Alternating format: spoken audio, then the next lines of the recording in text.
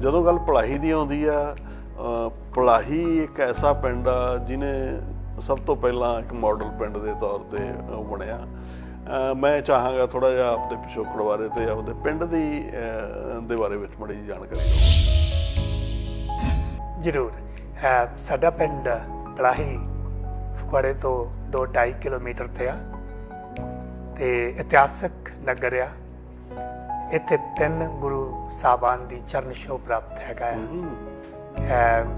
ਗੁਰੂ ਹਰਗੋਬਿੰਦ ਸਾਹਿਬ ਜੀ, ਗੁਰੂ ਤੇਗ ਬਹਾਦਰ ਸਾਹਿਬ ਜੀ ਤੇ ਗੁਰੂ ਹਰਕ੍ਰਿਸ਼ਨ ਜੀ, 3 ਗੁਰੂ ਸਾਹਿਬਾਨ ਇੱਥੇ ਆਏ ਨੇ। ਇਹ ਵੱਡਾ ਦੁਖਾਂਤ ਆ, ਖਾਸ ਤੌਰ ਤੇ ਜਦੋਂ ਪਿੰਡਾਂ ਦੇ ਵਿੱਚੋਂ ਵੀ ਪੰਜਾਬੀ ਪੜ੍ਹਨ ਦੀ ਰੁਚੀ ਜਾਂਦੀ ਲੱਗੇ। ਅਸੀਂ ਪਿੰਡ ਬੇਸ਼ੱਕ ਛੱਡਿਆ ਏ, ਪਰ ਸਾਡੇ ਅੰਦਰੋਂ ਪਿੰਡ ਨਹੀਂ ਗਿਆ। ਸਾਡਾ ਪਿੰਡ ਕਿਸੇ ਵੀ ਹਾਲਤ ਦੇ ਵਿੱਚ ਸਾਡੇ ਅੰਦਰੋਂ ਨਹੀਂ ਕੱਢਿਆ ਜਾ ਸਕਦਾ। ਸ਼ੁਰੂ ਦੇ ਵਿੱਚ ਉਹਨੂੰ ਹੇਰਵਾ ਕਹਿ ਲੈਂਦੇ ਸੀ, ਪਰ ਪਿੰਡ ਦਾ ਮੋਹ, ਬਿਲਕੁਲ ਮੈਂ ਉਹਨੂੰ ਹੁਣ ਕਹਿਣਾ ਉਹਨਾਂ, ਬਾਅਦ ਦੇ ਵਿੱਚ ਸਾਡੇ ਪਿੰਡ ਦਾ ਮੋਹ ਜਿਹੜਾ ਨਾ ਉਹ ਹਮੇਸ਼ਾ ਹੀ ਉਵੇਂ ਹੀ ਬਰਕਰਾਰ ਰਹਿੰਦਾ ਹੈਗਾ। ਤੇ ਅਸੀਂ ਚਾਹੁੰਦੇ ਹਾਂ ਵੀ ਜੇ ਅਸੀਂ ਇੱਥੇ ਬੈਠ ਕੇ ਕੋਈ ਕਾਮਯਾਬ ਹੋਏ ਹਾਂ ਤਾਂ ਸਾਡਾ ਪਿੰਡ ਵੀ ਉਸੇ ਤਰ੍ਹਾਂ ਹੀ ਇੱਕ ਦੀਵੇ ਦੀ ਲਾਟ ਵਾਂਗੂ ਬਲਦਾ ਰਹੇ। ਇੱਕ ਸ਼ਾਇਦ ਇਹ ਵੀ ਸੱਚ ਆ, ਜਿਉਂ-ਜਿਉਂ ਅਸੀਂ ਜ਼ਿੰਦਗੀ ਦੀ ਪ੍ਰੌੜਤਾ ਵੱਲ ਨੂੰ ਜਾਂਦੇ ਆ, ਸਿਆਣੇ ਹੁੰਦੇ ਆ, ਉਹ ਮੋਹ ਜਿਹੜਾ ਆ ਹੋਰ ਵੀ ਜ਼ਿਆਦਾ ਜਾਗਦਾ ਹੈ, ਕਿਉਂਕਿ ਅਸੀਂ ਇੱਥੇ ਹੁੰਦੇ ਹੋਏ ਵੀ ਬਹੁਤਾ ਸਮਾਂ ਉੱਥੇ ਹੀ ਰਹਿੰਦੇ ਹਾਂ। ਇੱਕ ਵਾਰ ਫਿਰ ਤੁਹਾਡਾ ਸਭ ਦਾ ਬਹੁਤ-ਬਹੁਤ ਸਵਾਗਤ ਹੈ। ਮੋਹਨ ਗਿੱਲ ਹਾਜ਼ਰ ਹੈ ਕਲਾ ਦੇ ਅੰਗ ਸੰਗ ਦਾ ਇੱਕ ਹੋਰ ਸੈਗਮੈਂਟ ਲੈ ਕੇ। ਇਸ ਪ੍ਰੋਗਰਾਮ ਦੇ ਵਿੱਚ ਅਸੀਂ ਹਮੇਸ਼ਾ ਹੀ ਕਲਾਮਈ ਸ਼ਖਸੀਅਤਾਂ ਨੂੰ ਲੈ ਕੇ ਆਉਂਦੇ ਹਾਂ, ਕਲਾ ਦੀਆਂ ਗੱਲਾਂ ਕਰਦੇ ਹਾਂ। ਅੱਜ ਫਿਰ ਬੜਾ ਮਾਣ ਮਹਿਸੂਸ ਕਰਦਾ ਮੈਂ ਕਿ ਪੰਜਾਬੀ ਦੇ ਮੇਰੇ ਮਨਪਸੰਦ ਕਵੀ ਅਮਰੀਕ ਪਲਾਹੀ ਜੀ ਸਾਡੇ ਵਿਹੜੇ 'ਚ ਆਏ ਹੋਏ ਨੇ। ਆਓ ਸਭ ਤੋਂ ਪਹਿਲਾਂ ਅਮਰੀਕ ਪਲਾਹੀ ਜੀ ਨੂੰ ਸਵਾਗਤ ਕਰਦੇ ਹਾਂ। ਸਵਾਗਤ ਹੈ ਅਮਰੀਕ ਪਲਾਹੀ ਜੀ ਕਲਾ ਦੇ ਅੰਗ ਸੰਗ ਵਿੱਚ। ਬਹੁਤ-ਬਹੁਤ ਧੰਨਵਾਦ ਇਹ ਮੌਕਾ ਦੇਣ ਲਈ ਤੇ ਲੋਕਾਂ ਦੇ ਰੂਬਰੂ ਹੋਣ ਲਈ। ਅਮਰੀਕ ਜੀ, ਤੁਸੀਂ ਮੈਂ ਤੁਹਾਡੀ ਕਵਿਤਾ ਬੜੀ ਪਸੰਦ ਕਰਦਾ ਹੈਗਾ। ਇਸੇ ਕਰਕੇ ਮੈਂ ਚਾਹੁੰਦਾ ਸੀ ਕਿ ਵੀ ਆਪਾਂ ਤੁਹਾਡੀ ਕਵਿਤਾ ਬਾਰੇ ਗੱਲਾਂ ਕਰੀਏ ਤੇ ਨਾਲ ਤੁਹਾਡੀ ਕਵਿਤਾ ਸੁਣੀਏ। ਇਸ ਤੋਂ ਪਹਿਲਾਂ ਤੁਸੀਂ ਵੈਸੇ ਤਾਂ ਅਮਰੀਕ ਸੱਲ ਹੈਗੇ ਹੋ ਤੇ ਤੁਸੀਂ ਆਪਣੇ ਪਿੰਡ ਦੇ ਮਤਲਬ ਪਿੰਡ ਦਾ ਮਾਣ ਲਿਆ ਹੈਗਾ ਆਪਣੇ ਨਾਮ ਦੇ ਨਾਲ, ਪਲਾਹੀ ਪਿੰਡ ਲਾ ਕੇ। ਜਦੋਂ ਗੱਲ ਪਲਾਹੀ ਦੀ ਆਉਂਦੀ ਆ, ਪਲਾਹੀ ਇੱਕ ਐਸਾ ਪਿੰਡ ਆ ਜਿਹਨੇ ਸਭ ਤੋਂ ਪਹਿਲਾਂ ਇੱਕ ਮਾਡਲ ਪਿੰਡ ਦੇ ਤੌਰ ਤੇ ਬਣਿਆ। ਮੈਂ ਚਾਹਾਂਗਾ ਥੋੜਾ ਜਿਹਾ ਆਪਣੇ ਪਿਛੋਕੜ ਬਾਰੇ ਤੇ ਆਪਣੇ ਪਿੰਡ ਦੇ ਬਾਰੇ ਵਿੱਚ ਮਾੜੀ ਜਿਹੀ ਜਾਣਕਾਰੀ ਦਿਓ। ਜ਼ਰੂਰ। ਸਾਡਾ ਪਿੰਡ ਪਲਾਹੀ ਫਗਵਾੜੇ ਤੋਂ 2-2.5 ਕਿਲੋਮੀਟਰ ਤੇ ਆ ਤੇ ਇਤਿਹਾਸਕ ਨਗਰ ਆ। ਇੱਥੇ 3 ਗੁਰੂ ਸਾਹਿਬਾਨ ਦੀ ਚਰਨ ਛੋਹ ਪ੍ਰਾਪਤ ਹੈਗਾ ਆ।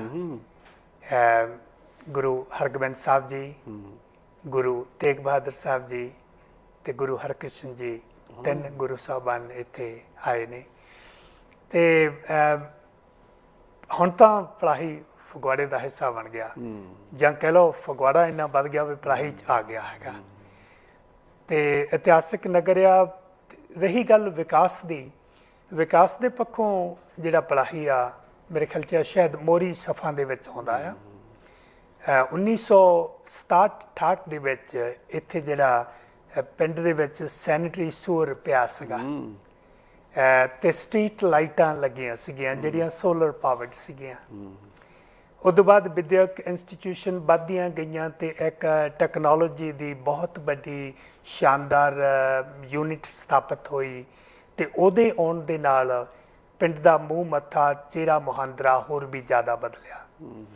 ਤੇ ਉਹ ਜਿਹੜੀਆਂ ਉਦੋਂ ਸ਼ੁਰੂ ਹੋਈਆਂ ਹਾਲੇ ਪਹਿਲ ਪਲੇਠੀਆਂ ਗੱਲਾਂ ਸੀਗੀਆਂ, ਸ਼ਾਇਦ ਉਹ ਬਹੁਤ ਵਧੀਆ ਸਫਲਤਾ ਦੇ ਨਾਲ ਪੂਰੀਆਂ ਨਹੀਂ ਹੋ ਸਕੀਆਂ, ਪਰ ਫਿਰ ਵੀ ਉਹ ਇੱਕ ਤਰ੍ਹਾਂ ਬੁਨਿਆਦ ਸੀ ਪਿੰਡ ਦੇ ਵਿਕਾਸ ਦੀ।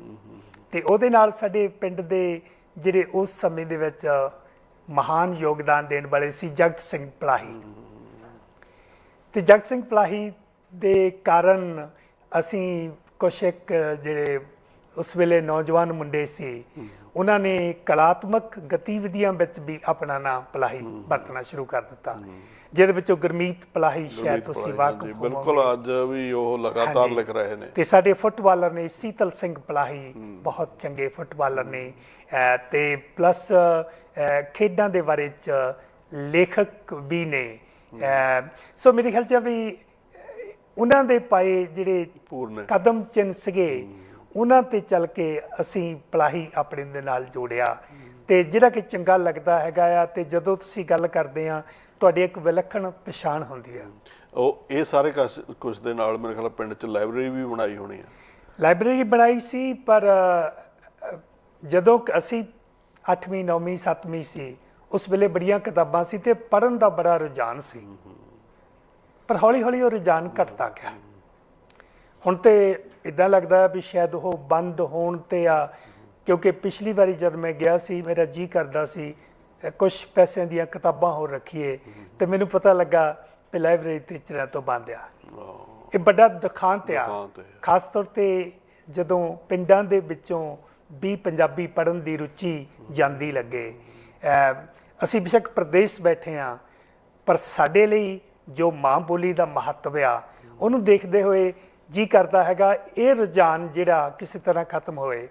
ਤੇ ਕੋਸ਼ਿਸ਼ ਕਰ ਰਹੇ ਨੇ ਪਿੰਡ ਦੇ ਵਿੱਚ ਜਿਹੜੇ ਸੱਜੇ ਨੌਜਵਾਨ ਨੇ, ਮੁੜ ਕੇ ਫਿਰ ਖੇਡਾਂ ਤੇ ਪੜ੍ਹਾਈ ਵੱਲ ਨੂੰ, ਵਿਦਿਆ ਵੱਲ ਨੂੰ ਲਾ ਰਹੇ ਨੇ, ਤੇ ਕਹਿ ਲਓ ਵੀ ਲਾਇਬ੍ਰੇਰੀ ਮੁੜ ਚਾਲੂ ਹੋਏਗੀ। ਚਲੋ ਅਸੀਂ ਇਹੀ ਆਸ ਕਰਦੇ ਹਾਂ ਵੀ ਉਹ ਦੁਆਰਾ ਚਾਲੂ ਹੋਵੇ।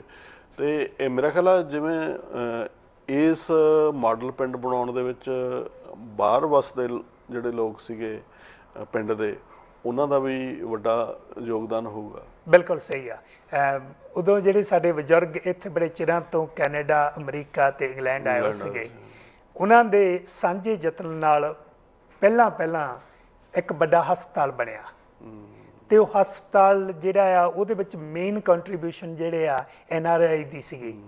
ਤੇ ਹੁਣ ਵੀ ਮੇਰੇ ਖਿਆਲ ਉਹ ਤੁਹਾਡਾ ਜਿਹੜਾ ਨਗਰ ਦਾ ਮੋਹ ਆ, ਉਹ ਪੈਸਿਆਂ ਤੋਂ ਉੱਪਰ ਆ। ਬਿਲਕੁਲ ਬਿਲਕੁਲ। ਜਦੋਂ ਕਦੇ ਵੀ ਜਿੱਥੇ ਪੈਸੇ ਕੰਮ ਕਰ ਸਕਦੇ ਹੋਣ, ਜਿਹੜੇ NRI ਆ, ਉਹ ਮੋਹਰੀ ਭੂਮਿਕਾ ਨਿਭਾਉਂਦੇ ਆ। ਬਿਲਕੁਲ। ਅਸੀਂ ਪਿੰਡ ਬੇਸ਼ੱਕ ਛੱਡਿਆ ਏ, ਪਰ ਸਾਡੇ ਅੰਦਰੋਂ ਪਿੰਡ ਨਹੀਂ ਗਿਆ। ਸਾਡਾ ਪਿੰਡ ਕਿਸੇ ਵੀ ਹਾਲਤ ਦੇ ਵਿੱਚ ਸਾਡੇ ਅੰਦਰੋਂ ਨਹੀਂ ਕੱਢਿਆ ਜਾ ਸਕਦਾ।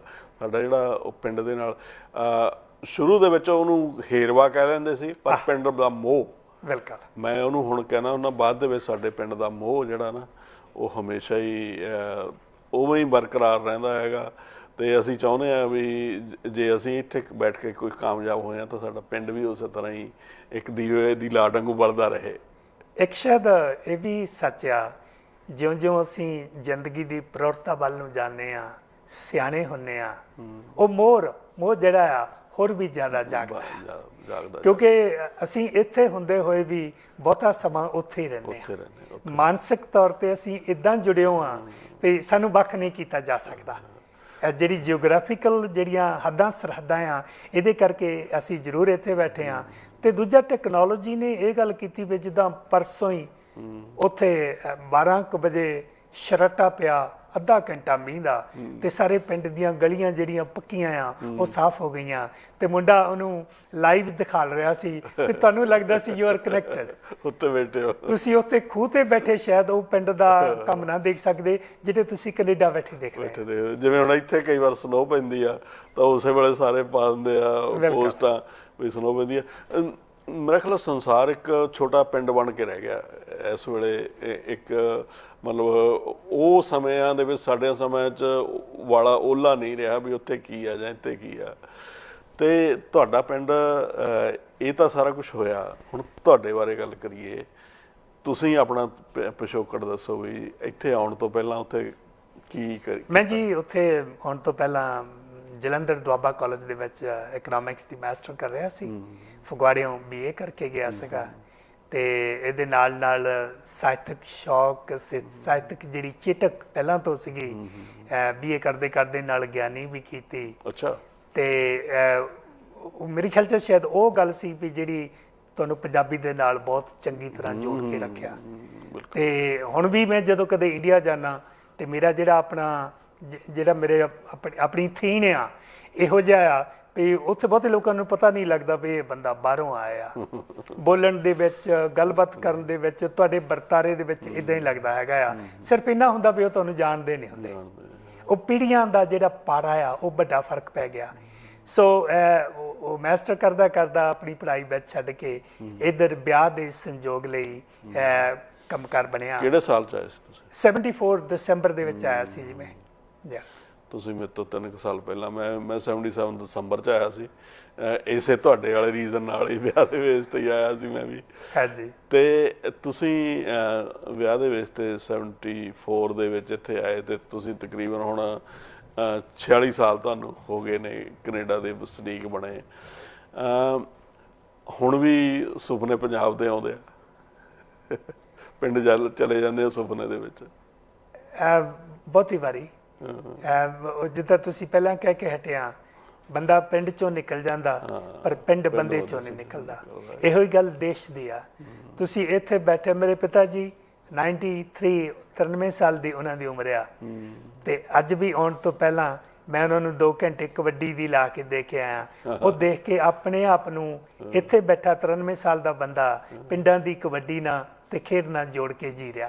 ਬਿਲਕੁਲ, ਬਹੁਤ ਅੱਛਾ, ਬਹੁਤ ਅੱਛਾ। ਮੈਂ ਇਸ ਪੱਖੋਂ ਵੀ ਤੁਹਾਨੂੰ ਮਤਲਬ ਸ਼ਾਬਾਸ਼ ਬਣਦੀ ਆ ਵੀ ਜਿਸ ਪਰਿਵਾਰ ਦੇ ਵਿੱਚ ਮਾਪਿਆਂ ਦਾ ਮਾਪੇ ਮਿੱਤਰ ਬਣੇ ਹੋਏ ਨੇ। ਤੁਹਾਡੇ ਫਾਦਰ ਸਾਹਿਬ, ਮੈਨੂੰ ਪਤਾ ਵੀ ਤੁਸੀਂ ਉਹਨਾਂ ਨਾਲ ਇੱਕ ਤਰ੍ਹਾਂ ਮਿੱਤਰਾਂ ਵਾਲਾ ਵਰਤਾਓ ਕਰਦੇ ਹੋ। ਇਹ ਤੁਹਾਡੇ ਧੰਨ ਭਾਗ ਨੇ, ਮੇਰਾ ਖਿਆਲ ਹੈ ਇੱਕ ਬਖਸ਼ਿਸ਼ ਆ ਜਿਹੜੀ ਕਿ ਤੁਸੀਂ ਨਹੀਂ। ਅੱਜ ਕੱਲ੍ਹ ਬਹੁਤ ਆਲੇ ਦੁਆਲੇ ਤਰਾਸਦੀ ਦੇਖਦੇ ਹਾਂ ਅਸੀਂ ਬਜ਼ੁਰਗਾਂ ਦੇ ਨਾਲ। ਇੱਥੇ ਹੀ ਨਹੀਂ, ਹਿੰਦੁਸਤਾਨ ਦੇ ਵਿੱਚ ਪਤਾ ਨਹੀਂ, ਜਿਵੇਂ ਪਹਿਲਾਂ ਗੱਲ ਕਰੀ ਸੀ ਮਟੀਰੀਅਲ ਬੰਦਾ ਹੋ ਗਿਆ ਰਿਸ਼ਤਿਆਂ ਦੇ ਵਿੱਚ। ਉਹ ਜਿਹੜੀ ਉਹ ਪਹਿਲਾਂ ਹੁੰਦੀ ਸੀ ਨਾ ਸ਼ਿੱਦਤ ਸੀ ਜਿਹੜੀ, ਉਹ ਹੁਣ ਸ਼ਿੱਦਤ ਰਹੀ ਨਹੀਂ ਹੈਗੀ। ਇਹ ਲਾਭ ਲਾਲਚ ਜਿੱਥੋਂ ਜਿੰਨਾ ਕਹੇਗਾ ਉਨੀ ਕੁ ਉਹਦੇ ਨਾਲ ਨੇੜਤਾ ਹੋ ਜਾਂਦੀ ਹੈ। ਸੋ ਪਰਮਾਤਮਾ ਕਰੇ ਇਸੇ ਤਰ੍ਹਾਂ ਮਾਪਿਆਂ ਦਾ ਸਤਿਕਾਰ ਬਣਿਆ ਰਹੇ, ਹੋਰ ਵੀ ਲੋਕ ਇਹ ਤੋਂ ਕੁਛ ਸਿੱਖਣ। ਤੇ ਅੱਜ ਕੱਲ੍ਹ ਫਿਰ ਉਹਨਾਂ ਦੀ ਸਿਹਤ ਕਿਵੇਂ ਆ? 97 ਇਅਰਸ 93 ਉਹਨਾਂ ਦੀ ਥੋੜੇ ਚਿਰਾਂ ਤੋਂ ਲੱਤ ਦੇ ਵਿੱਚ ਤਕਲੀਫ ਹੈ, ਦਰਦ ਹੁੰਦਾ। ਅਦਰਵਾਈਜ਼ ਮੇਰੇ ਨਾਲੋਂ ਉਹਨਾਂ ਦੀ ਸਿਹਤ ਚੰਗੀ ਆ। ਅੱਛਾ ਅੱਛਾ। ਔਰ ਜਿਹੜੀ ਸੋਚਣੀ ਆ, ਜਿਹੜੀ ਪਰਸੈਪਸ਼ਨ ਆ, ਆਬਜ਼ਰਵੇਸ਼ਨ ਆ ਉਹਨਾਂ ਦੀ, ਉਹ ਤੇ ਰਿਮਾਰਕੇਬਲ ਆ। ਮੈਂ ਬਹੁਤ ਆਪਣੇ ਆਪ ਨੂੰ ਭਾਗਾਂ ਵਾਲਾ ਸਮਝਦਾ ਹੈਗਾ ਵੀ ਮੇਰੀ ਕਿਸੇ ਗਲਤ ਗੱਲ ਨੂੰ ਮੇਰਾ ਬਾਪ ਮੇਰੇ ਬਿਨਾਂ ਕਹੇ ਵੀ ਸਮਝਦਾ। ਕਿੰਨੀ ਵੱਡੀ ਗੱਲ ਆ। ਤੁਸੀਂ ਗੱਲ ਕਰਦੇ ਸੀ ਇਹ ਜਿਹੜਾ ਵਰਤਾਰਾ ਆ ਬੜਾ ਦੁਖੀ ਕਰਦਾ, ਬਹੁਤ ਦੁਖੀ ਕਰਦਾ। ਮਾਪਾ ਤੁਹਾਡਾ ਕਿਹੋ ਜਿਹਾ ਵੀ ਹੋਵੇ, ਮਾਪੇ ਨੇ ਤੁਹਾਨੂੰ ਉਹ ਕੁਛ ਦਿੱਤਾ ਜੋ ਹੋਰ ਕੋਈ ਕੁਛ ਦੇ ਨਹੀਂ ਸਕਦਾ ਹੈਗਾ। ਬਿਲਕੁਲ। ਤੇ ਜੇ ਉਮਰ ਦੇ ਅਖੀਰਲੇ ਪੈਰ ਵਿੱਚ ਮਾਪਿਆਂ ਨੂੰ ਉਹ ਸਤਿਕਾਰ, ਪਿਆਰ ਤੇ ਮੋਹ ਨਾ ਮਿਲੇ, ਇਹ ਤੋਂ ਬੜਾ ਦਿਖਾਂਤ ਕੀ ਹੋ ਸਕਦਾ। ਔਰ ਉਹਨਾਂ ਨੂੰ ਕੁਛ ਚਾਹੀਦਾ ਨਹੀਂ ਹੈਗਾ, ਉਹਨਾਂ ਨੂੰ ਕੁਛ ਨਹੀਂ ਚਾਹੀਦਾ। ਸਿਰਫ ਇੱਕ ਹੱਗ ਚਾਹੀਦਾ, ਇੱਕ ਜੱਫੀ ਚਾਹੀਦੀ ਆ, ਇੱਕ ਸਤਿਕਾਰ ਚਾਹੀਦਾ। ਜਿੱਦਾਂ ਤੁਸੀਂ ਕਿਹਾ, ਮੇਰੇ ਜਿਹੜੇ ਦੋਸਤ ਆ, ਕਵਿੰਦਰ ਹੋਇਆ, ਸਰਜੀਤ ਪਾਠ ਹੋਇਆ, ਜਦੋਂ ਇਹ ਜਾਂਦੇ ਆ, ਤੁਸੀਂ ਬਿਲੀਵ ਕਰਿਓ ਵੀ ਮੇਰੇ ਨਾਲੋਂ ਉਹਨਾਂ ਦੀ ਸਾਂਝ ਡੈਡੀ ਨਾਲ ਜ਼ਿਆਦਾ ਹੈਗੀ ਆ। ਔਰ ਮੈਂ ਆਪਣੇ ਆਪ ਨੂੰ ਭਾਗਾਂ ਵਾਲਾ ਸਮਝਦਾ। ਇਹ ਜਿਹੜੇ ਦੋਸਤ ਆ, ਇਹ ਜਿਹੜਾ ਦਾਇਰਾ ਆ, ਜਦੋਂ ਆਉਂਦਾ ਮੇਰੇ ਬਾਪ ਨਾਲ ਟਾਈਮ ਸਪੈਂਡ ਕਰਦਾ, ਮੇਰੇ ਖਿਆਲ 'ਚ ਇਦੋਂ ਵੱਡੀ ਮੇਰੇ ਲਈ ਹੋਰ ਕੋਈ ਖੁਸ਼ੀ ਨਹੀਂ। ਬਹੁਤ ਵੱਡੀ ਗੱਲ ਆ। ਅਮਰੀਕ ਪਲਾਹੀ ਜੀ, ਅਸੀਂ ਹੁਣੇ ਹੀ ਵਾਪਸ ਆਉਣੇ ਆ ਇੱਕ ਛੋਟੀ ਜਿਹੀ ਬ੍ਰੇਕ ਤੋਂ। ਕਲਾ ਦੇ ਅੰਗ ਸੰਗ ਵਿੱਚ ਇੱਕ ਵਾਰ ਫਿਰ ਤੁਹਾਡਾ ਸਭ ਦਾ ਬਹੁਤ ਬਹੁਤ ਸਵਾਗਤ ਹੈ। ਅਮਰੀਕ ਪਲਾਹੀ ਜੀ ਆਏ ਹੋਏ ਨੇ ਕਲਾ ਦੇ ਅੰਗ ਸੰਗ ਦੇ ਵਿਹੜੇ ਦੇ ਵਿੱਚ। ਅਮਰੀਕ ਜੀ, ਤੁਸੀਂ ਗੱਲ ਕਰ ਰਹੇ ਸੀ ਵੀ ਜਦੋਂ ਦੋਸਤ ਮਿੱਤਰ ਉਹਨਾਂ ਕੋਲ, ਡੈਡੀ ਉਹਨਾਂ ਕੋਲ ਜਾ ਕੇ ਬਹਿੰਦੇ ਆ, ਮੈਨੂੰ ਯਾਦ ਆ ਜਦੋਂ ਮੇਰੇ ਬਾਪੀ ਤੇ ਬੇਬੇ ਜੀ ਜੀਵਤ ਸਨ, ਗੁਰਭਜਨ ਗਿੱਲ ਨੇ ਜਦੋਂ ਆਉਣਾ ਜਾਂ ਹੋਰ ਕੁਝ ਦੋਸਤਾਂ ਨੇ, ਗੁਰਭਜਨ ਗਿੱਲ ਤਾਂ ਵਿਸ਼ੇਸ਼ ਤੌਰ ਤੇ, ਅਸੀਂ ਆਮ ਤੌਰ ਤੇ ਫੈਮਿਲੀ ਰੂਮ ਦੇ ਵਿੱਚ ਨਾ ਬਾਪੀ ਉਹਨਾਂ ਲਈ ਮੈਂ ਲਵਾਏ ਹੋਏ ਸੀਗੇ ਚੈਨਲ ਹਿੰਦੀ ਪੰਜਾਬੀ ਵਾਲੇ, ਤੇ ਉਹ ਜ਼ਿਆਦਾ ਡਰਾਮੇ ਵਗੈਰਾ ਦੇਖਦੇ ਸੀ। ਉਹ ਡਰਾਮਿਆਂ 'ਚ ਖੁੱਭ ਜਾਂਦੇ ਸੀਗੇ। ਤੇ ਜਦੋਂ ਇੱਧਰ ਮੈਂ ਇੰਗਲਿਸ਼ ਵਗੈਰਾ ਦੇ ਦੂਸਰੇ ਜਿਹੜਾ TV ਦੇ ਉੱਤੇ ਖਬਰਾਂ ਦੇਖਣੀਆਂ ਹੋਣੀਆਂ, ਜਦੋਂ ਉਹਨੇ ਗੁਰਭਜਨ ਨੇ ਆਉਣਾ, ਉਹਨੇ ਇੱਧਰ ਨਹੀਂ ਬਹਿਣਾ, ਉਹਨਾਂ ਨੇ ਜਾ ਕੇ ਵਾਪੀ ਉਹਨਾਂ ਦੇ ਬੁੱਕਲ ਦੇ ਕੋਲ ਬਹਿ ਜਾਣਾ ਤੇ ਉਹਨਾਂ ਦੇ ਨਾਲ ਬੈਠ ਕੇ ਗੱਲਾਂ ਕਰਨੀਆਂ। ਜਿੰਨਾ ਚਿਰ ਵੀ ਹੋਣਾ ਉਹਨਾਂ ਕਹਿਣਾ ਨਹੀਂ ਆਪਾਂ ਇੱਥੇ ਹੀ ਬਹਿਣਾ, ਇਹਨਾਂ ਦੇ ਕੋਲ ਹੀ ਬਹਿਣਾ ਹੈਗਾ। ਮੇਰਾ ਖਿਆਲ ਆ ਵੀ ਔਰ ਉਹਨਾਂ ਨੂੰ ਉਸ ਸਮੇਂ ਉਹਨਾਂ ਨੇ TV ਵਗੈਰਾ ਸਾਰਾ ਕੁਝ ਭੁੱਲ ਕੇ ਆਪਣੀਆਂ ਸਾਰੀਆਂ ਜਿਸ ਤਰ੍ਹਾਂ ਤੁਸੀਂ ਦੱਸਿਆ ਵੀ ਉਹ ਪਿਤਾ ਜੀ ਦੀ ਯਾਦਾਸ਼ਤ ਬਹੁਤ ਤੇਜ਼ ਆ। ਮੇਰੇ ਫਾਦਰ ਸਾਹਿਬ, ਉਹਨਾਂ ਦੀਆਂ ਜਿਹੜੀਆਂ ਪੁਰਾਣੀਆਂ ਗੱਲਾਂ ਜਿਹੜੀਆਂ ਇੰਨੀਆਂ ਯਾਦ ਸੀ ਵੀ ਉਹ ਇੰਨੀ ਖੂਬਸੂਰਤੀ ਨਾਲ ਹੁਣ ਵੀ ਸੁਣਾ ਦਿੰਦੇ ਸੀ। ਜੋ ਕੱਲ੍ਹ ਵਾਪਰਿਆ ਉਹ ਭੁੱਲ ਜਾਂਦੇ ਸੀ ਕਈ ਵਾਰ, ਪਰ ਉਹ ਯਾਦਾਸ਼ਤ ਮੇਰੇ ਖਿਆਲ ਆ, ਜਦੋਂ ਉਹਨਾਂ ਨੂੰ ਸੰਗਤ ਮਿਲਦੀ ਆ ਇਸ ਤਰ੍ਹਾਂ ਦੀ, ਜਾਂ ਧੀ ਪੁੱਤ ਕੋਲੇ ਜਾ ਕੇ ਬਹਿੰਦੇ ਆ, ਉਹ ਉਹਨਾਂ ਦੀ ਇੱਕ ਊਰਜਾ ਮਿਲਦੀ ਹੈ ਉਹਨਾਂ ਦੇ ਵਿੱਚ ਸ਼ਕਤੀ, ਇਹ ਊਰਜਾ ਬਹੁਤ ਇੰਪੋਰਟੈਂਟ ਹੈ ਬੰਦੇ ਦੇ ਜੀਵਨ ਔਰ ਸਾਨੂੰ ਆਪ ਨੂੰ ਜਿਹੜੀ ਮਿਲਦੀ ਹੈ ਔਰ ਗਿਆਨ ਮਿਲਦਾ। ਕਈ ਵਾਰ ਉਹ ਅਣਭੋਲ ਹੀ ਐਸੀਆਂ ਗੱਲਾਂ ਕਰ ਜਾਂਦੇ ਨੇ ਜਿਨ੍ਹਾਂ ਦਾ ਪੁੱਛੀਦਾ ਵੀ ਇਹਦਾ ਮਤਲਬ ਕੀ ਹੁੰਦਾ, ਇਦਾਂ ਹੀ ਆ ਸ਼ਬਦ ਵਰਤ ਜਾਂਦੇ ਆ। ਤੇ ਅਮਰੀਕ ਜੀ, ਹੁਣ ਗੱਲ ਤੁਹਾਨੂੰ ਮੈਂ ਜੇ ਕਵੀ ਪੇਸ਼ ਕਰ ਰਿਹਾ ਤੇ ਮੇਰੀ ਗੁਸਤਾਖੀ ਹੋਊ ਜੇ ਮੈਂ ਤੁਹਾਡੀ ਕਵਿਤਾ ਨਾ ਸੁਣਾ। ਕੋਈ ਇੱਕ ਕਵਿਤਾ ਆਪਣੀ ਕਰੋ ਸਾਂਝੀ ਸਾਡੇ ਨਾਲ, ਤਾਂ ਕਿ ਦੇਖਣ ਵਾਲਿਆਂ ਨੂੰ ਪਤਾ ਲੱਗੇ ਤੁਹਾਡੀ ਲਿਖਤ ਕਲਾ ਬਾਰੇ ਵੀ। ਜੇ ਕਵਿਤਾ ਦੀ ਗੱਲ ਕਰਦੇ ਹਾਂ ਤੇ ਮੈਂ ਪਹਿਲਾਂ ਕਵਿਤਾ ਦੇ ਨਾਲ ਹੀ ਸ਼ੁਰੂ ਕਰਦਾ। ਵਾਹ ਜੀ ਵਾਹ। ਕਵਿਤਾ ਦਾ ਨਾਂ ਹੀ ਇਹ ਆ, ਕਵਿਤਾ ਦੇ ਰੂਬਰੂ। ਕਵਿਤਾ ਕੀ ਨਹੀਂ ਹੁੰਦੀ। ਕਵਿਤਾ ਹਿਸਾਬ ਦੇ ਸੂਤਰ ਵਾਂਗ ਸਵੀਕਾਰਿਆ 2 ਤੇ 2 4 ਦਾ ਵਿਗਿਆਨਕ ਸੱਚ ਨਹੀਂ ਹੁੰਦੀ। ਕਵਿਤਾ ਸਟੇਜ ਤੋਂ ਮਿਲੀ ਸਵਾਲੀਆ ਸਨਮਾਨ ਪੱਤਰ ਨਹੀਂ ਹੁੰਦੀ। ਕਵਿਤਾ ਛੰਦ ਦੀ ਚਾਲ ਵਿੱਚੋਂ ਬਚਿਆ ਖਿਆਲਾਂ ਦਾ ਸਮਝੌਤਾ ਨਹੀਂ ਹੁੰਦਾ। ਕਵਿਤਾ ਦੂਜੇ ਦੇ ਕੱਦ ਨੂੰ ਬੌਣਾ ਕਰ ਗਏ ਪ੍ਰਤਿਭਾਵਾਨ ਕਵੀ ਦੀ ਪ੍ਰਵਾਸ ਨਹੀਂ ਹੁੰਦੀ। ਕਵਿਤਾ ਸਮੇਂ ਦੇ ਸੱਚ ਤੋਂ ਉੱਲੇ ਹੋ ਕੇ ਸਿਰਜੇ ਅਰਥਾਂ ਦਾ ਅਨੁਵਾਦ ਨਹੀਂ ਹੁੰਦੀ। ਕਵਿਤਾ ਸਿਰਜਣਹਾਰੇ ਦੀਆਂ ਅੱਖਾਂ ਦੇ ਕੋਏ ਵਿੱਚ ਅਟਕਿਆ ਅਥਰੂ ਨਹੀਂ ਹੁੰਦੀ। ਕਵਿਤਾ ਲੁੱਚੇ ਤੇ ਅਸ਼ਲੀਲ ਸ਼ਬਦਾਂ ਦਾ ਸ਼ੁਹਰਤ ਲਈ ਕੀਤਾ ਪ੍ਰਯੋਗ ਨਹੀਂ ਹੁੰਦੀ। ਕਵਿਤਾ ਕਾਵਿਕ ਕਾਬਾਂ ਰੌਲੀ ਵਿੱਚ ਵੱਜਾ ਨਕਲੀ ਤਾੜੀਆਂ ਦਾ ਮਾਹੌਲ ਨਹੀਂ ਹੁੰਦੀ। ਕਵਿਤਾ ਕਵੀ ਦੇ ਅੰਦਰਲੀ ਟੁੱਟ ਭੱਜ ਦੀ ਰਹਿੰਦ ਖੂੰਦ ਦਾ ਪੂਰਾ ਚੂਰਾ ਨਹੀਂ ਹੁੰਦੀ। ਖੈਰ ਸੁੱਖ ਮੰਗਦਾ ਘਰ ਹੁੰਦੀ ਹੈ, ਕਿਰਾਏ ਤੇ ਰਹਿਣ ਵਾਲਾ ਮਕਾਨ ਨਹੀਂ ਹੁੰਦੀ। ਕਵਿਤਾ ਸੋਨੇ ਵਾਲੇ ਪੈਨ ਵਿੱਚੋਂ ਉਦੈ ਹੋਈ ਪਾੜੇ ਦੇ ਅੱਖਰਾਂ ਦੀ ਤਰਤੀਬ ਨਹੀਂ ਹੁੰਦੀ। ਫਿਰ ਕਵਿਤਾ ਕੀ ਹੁੰਦੀ ਹੈ? ਦੱਸੋ। ਕਵਿਤਾ ਸੱਚ ਦੇ ਗਲੇ ਵਿੱਚ ਪਏ ਫੰਦੇ ਤੇ ਲਿਖੀ ਇਬਾਰਤ ਦੀ ਆਸ ਹੁੰਦੀ ਹੈ। ਕਵਿਤਾ ਸੱਚ ਦੇ ਗਲੇ ਵਿੱਚ ਪਏ ਫੰਦੇ ਤੇ ਲਿਖੀ ਇਬਾਰਤ ਦੀ ਆਸ ਹੁੰਦੀ ਹੈ। ਕਵਿਤਾ ਤੇ ਨਿਰਾਸ਼ਤਾ ਵਿੱਚ ਮਰ ਰਹੇ ਬੰਦੇ ਦੇ ਜੀਣ ਦਾ ਅੰਤਮ ਹੀਲਾ ਹੁੰਦੀ ਹੈ। ਕਵਿਤਾ ਕੁੱਖ ਵਿੱਚ ਪ੍ਰਵੇਸ਼ ਕਰ ਰਹੀ ਬੱਚੀ ਲਈ ਸੁਰੱਖਿਆ ਦਾ ਸਹਿਮ ਹੁੰਦੀ ਹੈ। ਕਵਿਤਾ ਤੇ ਰੋਟੀ ਤੇ ਸੁਪਨੇ ਸਜਾਈ ਬੈਠੇ ਭੁੱਖੇ ਬੱਚੇ ਦੀਆਂ ਅੱਖਾਂ ਦਾ ਬਿਰਤਾਂਤ ਹੁੰਦੀ ਹੈ। ਕਵਿਤਾ ਤੇ ਵਿਵਸਥਾ ਬਦਲਣ ਵਾਲੀ ਰਾਤ ਤੋਂ ਪਹਿਲਾਂ ਦੇ ਅਨਿੰਦਰੇ ਦਾ ਸੰਤਾਪ ਹੁੰਦੀ ਹੈ। ਕਵਿਤਾ ਅਣਕਹੇ ਜਜ਼ਬਾਤਾਂ ਦਾ ਰੁਦਨ ਨਹੀਂ, ਸਗੋਂ ਭਾਵਨਾਵਾਂ ਚੋਂ ਉਪਜੀ ਬੇਦਨਾ ਹੁੰਦੀ ਹੈ। ਕਵਿਤਾ ਕਿਰਤੀ ਦੇ ਕਰਮ ਦੀ ਉਹ ਖੇਤੀ ਹੈ ਜਿਸ ਦਾ ਕਰਿੰਦਾ ਆਤਮਘਾਤ ਨਹੀਂ ਕਰਦਾ। ਕਵਿਤਾ ਨੰਗੇਜ ਲਈ ਟਪਕੀ ਲਾਲ ਦੀ ਥਾਂ ਨੰਗੇਜ ਚੋਂ ਉਪਜੀਆਂ ਅੱਖਾਂ ਦੀ ਸ਼ਰਮ ਹੁੰਦੀ ਹੈ। ਕਵਿਤਾ ਸ਼ਖਸੀਅਤ ਦੇ ਸ਼ੀਸ਼ੇ ਦੀ ਧੂੜ ਨਹੀਂ, ਸਗੋਂ ਚਿੰਤਨ ਚੋਂ ਉਪਜਿਆ ਅਹਿਸਾਸ ਹੁੰਦੀ ਹੈ। ਕਵਿਤਾ ਕਵੀ ਦੀ ਅੰਤਰਵੇਦਨਾ ਹੀ ਨਹੀਂ, ਸਗੋਂ ਕੁੱਟ ਕੇ ਬੋਏ ਪਲਾਂ ਦਾ ਹਿਸਾਬ ਹੁੰਦੀ ਹੈ। ਬਹੁਤ ਅੱਛਾ, ਬਹੁਤ ਅੱਛਾ। ਮੇਰੇ ਖਿਆਲ 'ਚ ਇਹ ਕਵਿਤਾ ਬਿਲਕੁਲ। ਜੇ ਆਪਾਂ ਕਈ ਵਾਰ ਲੋਕ ਕਹਿ ਦਿੰਦੇ ਆ ਜੇ ਕਵਿਤਾ ਧਰਤੀ ਤੋਂ ਖਤਮ ਹੋ ਜਾਵੇ ਤਾਂ ਜਿਹੜਾ ਮੋਹ ਵਗੈਰਾ ਸਾਰਾ ਕੁਝ ਖਤਮ ਹੋ ਜਾਵੇ, ਫਿਰ ਤਾਂ ਅਸੀਂ ਹਿਸਾਬ ਦੇ ਸਵਾਲ ਹੀ ਬਣ ਜਾਵਾਂਗੇ, ਇੱਕ ਤਰ੍ਹਾਂ ਨਾਲ ਅੰਕੜੇ ਰਹਿ ਜਾਵਾਂਗੇ ਇਹ ਤੋਂ ਬਿਨਾਂ। ਬਾਕੀ ਜਿਵੇਂ ਹੁਣ ਤੁਸੀਂ ਤਾਂ ਵੈਸੇ ਤਾਂ ਬਹੁਤ ਕੁਛ ਇਹਦੇ ਵਿੱਚ ਕਹਿ ਦਿੱਤਾ।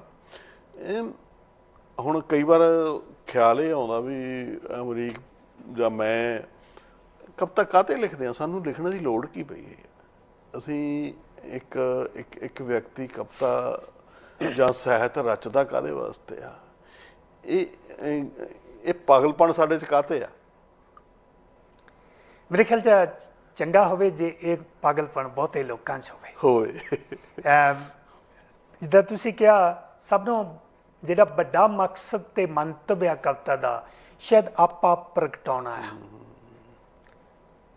ਮੇਰੇ ਖਿਆਲ 'ਚ ਪਹਿਲਾਂ ਜਦੋਂ ਵੀ ਕਿਸੇ ਨੇ 4 ਅੱਖਰ ਲਿਖਣੇ ਸ਼ੁਰੂ ਕੀਤੇ ਹੋਣਗੇ, ਉਹ ਆਪਾਂ ਪ੍ਰਗਟਾਉਣ ਲਈ ਲਿਖੇ ਹੋਣਗੇ। ਉਹ ਆਪਾਂ ਨਿਜਤਾ ਨਾਲ ਜੁੜਿਆ ਵੀ ਹੋ ਸਕਦਾ ਆ, ਤੇ ਸਮਾਜ ਨਾਲ ਜੁੜਿਆ ਹੋਇਆ ਉਹ ਵੀ ਹੋ ਸਕਦਾ ਆ। ਪਰ ਜਿਉਂ-ਜਿਉਂ ਕਵਿਤਾ ਸਫ਼ਰ ਕਰਦੀ ਆ, ਸਾਨੂੰ ਹਰ ਆਲੇ ਦੁਆਲੇ ਵਾਪਰ ਰਹੀ ਚੀਜ਼ ਟੁੰਬਦੀ ਆ। ਬਿਲਕੁਲ। ਅਸੀਂ ਫੋਟੋ ਮੋਡ ਦੇ ਵਿੱਚੋਂ ਨਿਕਲ ਕੇ ਵਿਸ਼ਲੇਸ਼ਣ ਮੋਡ ਦੇ ਵਿੱਚ ਜਾਂਦੇ ਆ। ਉਸ ਵਿਸ਼ਲੇਸ਼ਣ ਦੇ ਵਿੱਚੋਂ ਜਿਹੜੀਆਂ ਸੂਖਮ ਭਾਵੀ ਅਹਿਸਾਸ ਆ ਤੁਹਾਡੇ, ਉਹ ਇੱਕ ਸੁਨੇਹਾ ਦੇਣਾ ਚਾਹੁੰਦੇ ਆ। ਕਦੇ ਉਹ ਸੁਨੇਹਾ ਆਪਣੇ ਲਈ ਸੀ, ਆਪਣੇ ਮਕਸਦ ਲਈ ਸੀ, ਤੇ ਮੇਰੇ ਖਿਆਲ 'ਚ ਅੰਤ ਵਿੱਚ ਦੇਖਿਆ ਜਾਵੇ ਉਹ ਸੁਨੇਹਾ ਸਾਰੀ ਮਾਨਵਤਾ ਲਈ ਹੋ ਜਾਂਦਾ ਹੈਗਾ। ਬਿਲਕੁਲ। ਕਿਤੇ ਵੀ ਬੈਠਾ ਬੰਦਾ ਕਿਸੇ ਵੀ ਤਰ੍ਹਾਂ ਦੀ ਕਵਿਤਾ ਨੂੰ ਇਦਾਂ ਮੰਨਦਾ ਆ ਜਿੱਦਾਂ ਉਹਦੀ ਗੱਲ ਕਰ ਰਹੀ ਹੋਵੇ। ਬਿਲਕੁਲ। ਇਹ ਤੋਂ ਇੱਕ ਗੱਲ ਤਾਂ ਜ਼ਾਹਰ ਆ ਵੀ ਆਪਾਂ ਸਾਰੇ ਬੇਸਿਕਲੀ ਤਾਂ ਇੱਕੋ ਹੀ ਚੀਜ਼ ਆ, ਇੱਕੋ ਤਰ੍ਹਾਂ ਹੀ ਸੋਚਦੇ ਆ, ਇੱਕੋ ਤਰ੍ਹਾਂ ਵਿਚਰਦੇ ਆ।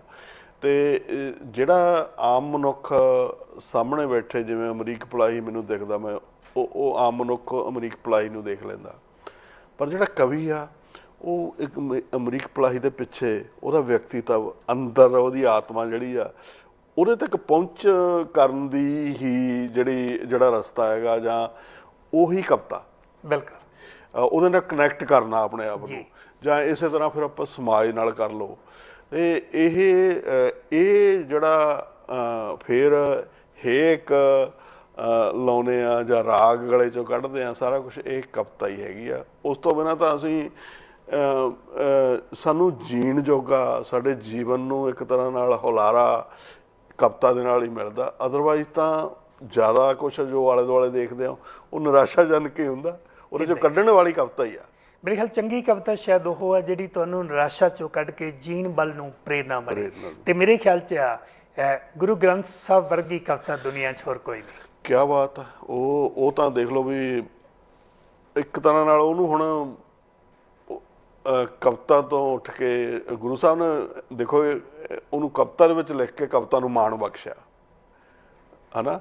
ਉਹ ਤਾਂ ਐਡੇ ਵੱਡੇ ਉੱਚੇ ਵਿਚਾਰ ਨੇ, ਮੇਰਾ ਖਿਆਲ ਹਲੇ ਤੱਕ ਉਹਨਾਂ ਦੇ ਕੋਈ ਜਿਹੜੇ ਅਰਥ ਪਾ ਨਹੀਂ ਸਕਿਆ ਹੈਗਾ। ਉਸ ਤੋਂ ਬਾਅਦ ਦੇ ਵਿੱਚ ਜਪਜੀ ਸਾਹਿਬ ਬਾਰੇ ਓਸ਼ੋ ਹੋਰਾਂ ਨੇ ਕਿਹਾ, ਕਹਿੰਦੇ ਵੀ ਇਹਦਾ ਤਾਂ ਲੱਥਾ ਕੀਤਾ ਹੀ ਨਹੀਂ ਜਾ ਸਕਦਾ। ਅਸਲ ਵਿੱਚ ਉਹਨਾਂ ਸ਼ਬਦਾਂ ਦੇ ਵਿੱਚ ਜਾਂ ਉਹਨਾਂ ਸ਼ਲੋਕਾਂ ਦੇ ਵਿੱਚ, ਉਸ ਬਾਣੀ ਦੇ ਵਿੱਚ ਇਹੋ ਜਿਹੇ ਸੰਵਾਦ ਸਿਰਜੇ ਆ ਜਿਹੜੇ ਮਨੁੱਖ ਨੂੰ ਸ਼ੀਸ਼ੇ ਦੇ ਅੱਗੇ ਖੜੇ ਕਰ ਦਿੰਦੇ ਆ, ਤੇ ਬੰਦਾ ਸ਼ੀਸ਼ੇ ਦੇ ਅੱਗੇ ਖੜੀ ਹੋਣ ਤੋਂ ਡਰਦਾ। ਬਿਲਕੁਲ। ਅੱਜ ਤਾਂ ਅਸੀਂ ਆਪਣੇ ਭਿਆਨਕ ਚਿਹਰੇ ਦੇਖ ਹੀ ਨਹੀਂ ਸਕਦੇ। ਇਹ ਗੁਰੂ ਸਾਹਿਬ ਨੇ ਇਸੇ ਕਰਕੇ ਤਾਂ ਸ਼ਬਦ ਗੁਰੂ ਦੇ ਲੜ ਲਾਏ ਆ ਅਸੀਂ। ਅਨਫੋਰਚੂਨੇਟਲੀ ਦੁਖਾਂਤ ਸਾਡਾ ਇਹ ਆ ਵੀ ਅਸੀਂ ਦਰਸ਼ਨ ਕਰਨ ਜੋਗੇ ਰਹਿ ਗਏ ਆ, ਉਹਨੂੰ ਪੜ੍ਹਨ ਤੇ ਵਿਚਾਰਨਾ ਅਸੀਂ ਛੱਡ ਦਿੱਤਾ ਹੈਗਾ। ਮਹਿੰਗੇ ਰਮਾਲਿਆਂ ਦੇ ਵਿੱਚ ਗੁਰੂ ਸਾਹਿਬ ਨੂੰ ਢੱਕ ਰਹੇ ਆ, ਪਰ ਖੋਲ ਕੇ ਦੇਖ ਕੇ ਮੇਰਾ ਖਿਆਲ 2 ਸਤਰਾਂ ਹੀ ਪੜ੍ਹ ਲਓ ਨਾ, ਔਰ ਉਹਨਾਂ ਦਾ ਅਰਥ ਕਰਕੇ ਅਮਲ ਕਰ ਲਿਆ ਜਾਵੇ, ਜੀਵਨ ਪਲਟ ਜਾਂਦਾ। ਮਨ ਜੀ, ਇੱਕ ਵਾਰੀ ਮੈਂ ਨਾਨਕਸਰ ਗੁਰੂ ਘਰ ਗਿਆ ਸੀ, ਤੇ ਜਦੋਂ ਵੀ ਮੈਂ ਕਦੇ ਗੁਰੂ ਘਰ ਜਾਵਾਂ, ਮੈਂ ਸ਼ਬਦ ਨਾਲ ਜੁੜਨਾ ਚਾਹੁੰਦਾ, ਤੇ ਜੇ ਮੈਂ ਨਹੀਂ ਕਿਸੇ ਕਾਰਨ ਜੁੜ ਸਕਦਾ, ਫਿਰ ਮੈਂ ਬਾਹਰ ਚਲੇ ਜਾਣਾ ਚਾਹੁੰਦਾ। ਤੇ ਇੱਕ ਸ਼ਲੋਕ ਆਇਆ, ਉਸ ਸ਼ਲੋਕ ਨੂੰ 7 ਦਿਨ ਮੈਂ ਸੜਕ ਤੇ ਜਾਂਦਾ, ਗੱਡੀ 'ਚ ਬੈਠਾ ਵਿਚਾਰਦਾ ਰਿਹਾ।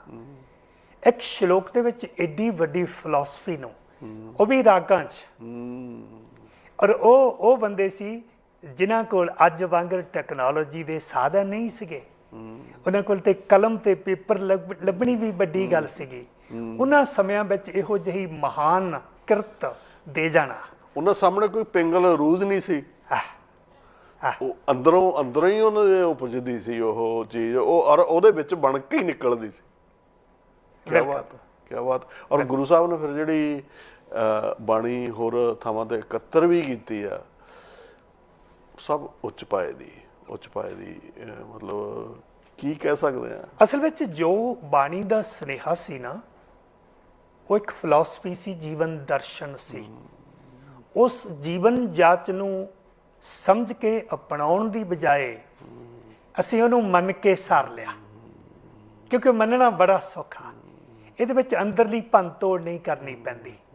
ਮੰਨ ਲਿਆ ਠੀਕ ਆ, ਪਰ ਮੰਨਣ ਤੋਂ ਪਹਿਲਾਂ ਦੀ ਜਿਹੜੀ ਪ੍ਰਕਿਰਿਆ ਆ, ਉਹਨੂੰ ਜਾਣਨ ਦੀ, ਸਮਝਣ ਦੀ ਤੇ ਅਪਣਾਉਣ ਦੀ, ਇਹੋ ਜੋ ਗੁਰੂ ਗ੍ਰੰਥ ਸਾਹਿਬ ਦੀ ਫਿਲਾਸਫੀ 'ਚ ਆ, ਹੋਰ ਕਿਸੇ ਥਾਂ ਲੱਭਣੀ ਬੜੀ ਮੁਸ਼ਕਿਲ ਹੈ।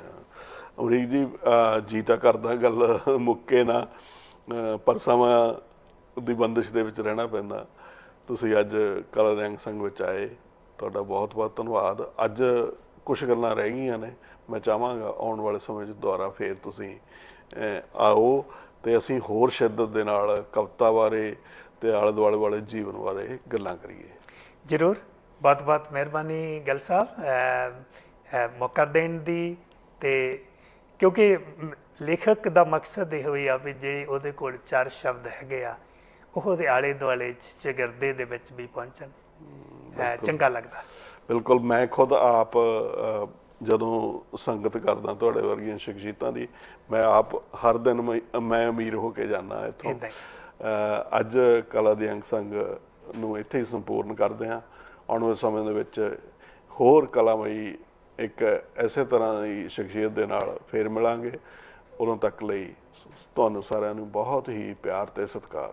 ਸਾਡਾ ਹਰ ਇੱਕ ਪ੍ਰੋਗਰਾਮ ਵੇਖਣ ਤੇ ਸਾਡੇ ਨਾਲ ਜੁੜਨ ਲਈ ਸਬਸਕ੍ਰਾਈਬ ਕਰੋ ਚੈਨਲ ਪੰਜਾਬੀ ਤੇ ਨੋਟੀਫਿਕੇਸ਼ਨ ਲਈ ਬੈਲ ਆਈਕਨ ਵਾਲੇ ਬਟਨ ਤੇ ਕਲਿੱਕ ਕਰੋ।